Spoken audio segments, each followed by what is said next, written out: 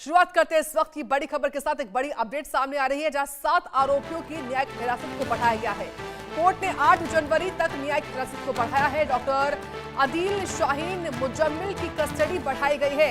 अमीर राशिद, जासिर बिलाल की कस्टडी को भी बढ़ाया गया है। शोएब मुफ्ती इरफान की भी जो न्यायिक हिरासत है उसको बढ़ाया गया है। इस वक्त की बड़ी खबर है। दिल्ली ब्लास्ट मामले को लेकर बड़ी अपडेट आपको हम दे रहे हैं। इस वक्त किस तरीके से ये बड़ी जानकारी जो है वो सामने आई है। दिल्ली बम ब्लास्ट को लेकर ये बड़ी खबर है। जो जुडिशियल कस्टडी है उसको बढ़ाया गया और ये 7 आरोपी है जिनकी जुडिशियल कस्टडी को बढ़ाया गया है। कोर्ट ने 8 जनवरी तक जुडिशियल कस्टडी बढ़ाई है। डॉक्टर आदिल शाहीन मुजम्मिल की कस्टडी को एक्सटेंड किया गया है। अमीर राशिद है, जासिर बिलाल है जिनकी कस्टडी को एक्सटेंड किया गया है। शोएब मुफ्ती इरफान की भी जुडिशियल कस्टडी बढ़ा दी गई है।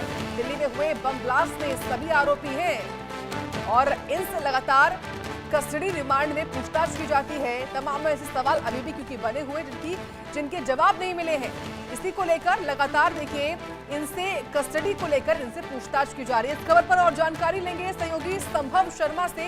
संभव, जुडिशियल कस्टडी एक्सटेंड की गई है, क्या जानकारी पूरी आपके पास?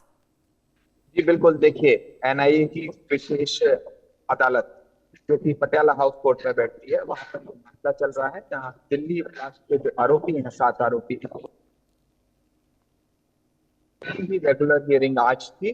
जो आरोपी हैं उनकी जुडिशियल कस्टडी यानी कि न्यायिक हिरासत खत्म हो रही थी। उस न्यायिक हिरासत को खत्म होने पर उन्हें पेश किया गया और ये जो 7 आरोपी हैं जिनके नाम दर्शकों को आप बता रहे हैं, उनकी जो जुडिशियल कस्टडी है उसको बढ़ा दिया गया है, एक्सटेंड कर दिया गया है और 8 जनवरी तक इनकी न्यायिक हिरासत यानी कि जुडिशियल कस्टडी बढ़ा दी गई है। इससे पहले वो एनआईए की हिरासत में थे, नेशनल इन्वेस्टिगेशन एजेंसी की जांच में जब एनआईए को जरूरत पड़ती है तो एनआईए उनकी कस्टडी मांगती है, अदरवाइज वो न्यायिक हिरासत में रह रहे हैं। और न्यायिक हिरासत और एनआईए की कस्टडी में अंतर ये है, एनआईए की कस्टडी में उन्हें एनआईए हेडक्वार्टर्स में रखा जाता है और न्यायिक हिरासत में उन्हें जेल भेजा जाता है। तो अभी ये 8 आरोपियों को जेल भेजा गया है। डॉक्टर आदिल है, doctor Shaheen, doctor Muzammil, doctor Aamir Rashid, Jasir Bilal और तमाम शोएब मुफ्ती स्क्रीन पे दिख रहे हैं इनके नाम। इन तमाम आरोपियों को पेश किया गया और 8 जनवरी तक इनकी जो जुडिशियल कस्टडी है, न्यायिक हिरासत है, वो बढ़ा दी गई है। दरअसल देखिए कोर्ट के अंदर क्या हुआ ये बताना इसलिए मुश्किल होता है क्योंकि इन कैमरा हियरिंग है, एनआईए का मामला है, इसलिए एनआईए की विशेष अदालत जो वहां की जज है अंजू बजाज, उनकी कोर्ट में चलती है, तो उसके अंदर की रिपोर्टिंग मुश्किल है क्योंकि अंदर कोर्ट रूम में इन कैमरा हियरिंग है। जो आरोपी हैं इनके वकील रहते हैं और आपस में बातचीत करते हैं, लेकिन बात यह है वहां जो आर्गुमेंट्स होते हैं उसको बताना मुश्किल होता है। जब एनआईए ऑफिशियली कोई प्रेस रिलीज देती है उसके बाद वो ये आर्गुमेंट्स पता चल पाते हैं अगर एनआईए के वकील बोले। लेकिन यहाँ पर अभी एक रेगुलर हियरिंग में जो एक्सटेंशन ऑफ कस्टडी की जो हियरिंग है वो हुई और जो हिरासत है, न्यायिक हिरासत, उसे बढ़ा दिया गया है। दरअसल नेशनल इन्वेस्टिगेशन एजेंसी देश मामले की वो शुरू से ही जांच कर रही है।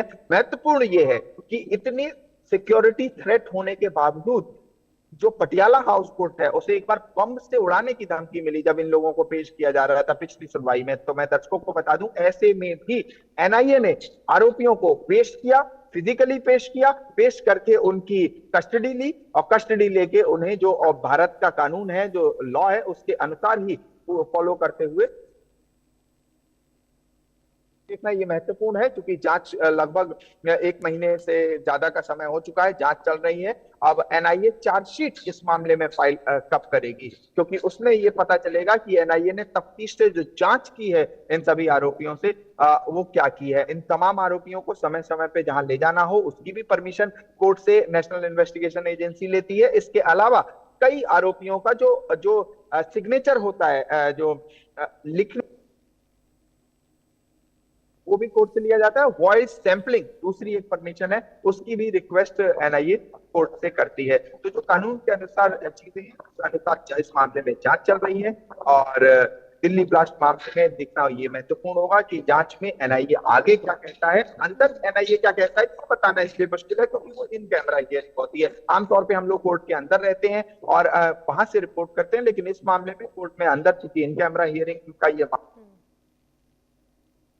बताना, लेकिन अभी ये तय है कि जांच बहुत तेजी से चल रही है। तमाम आरोपियों को अलग अलग जगह ले जाया जा रहा है, अलग अलग लोगों से मिलवाया जा रहा है और एक ठोस नतीजे पे पहुंचा जा रहा है, क्योंकि 90 डेज का जो चार्जशीट फाइल करने का समय है वो भी उसे भी एनआईए ध्यान में रखेगी और इसमें चार्जशीट देखेंगे कब फाइल होती है और डिटेल में उसी में पता चल पाएगा कि एनआईए ने एग्जैक्टली किस तरह से पूरे मामले की जांच की है। ठीक है, संभव आप बने रहें, आगे भी आपसे जानकारी हम लेंगे अगली बड़ी खबर पर, क्योंकि अगली बड़ी खबर प्रदूषण के मुद्दे पर आ रही है, जहां दिल्ली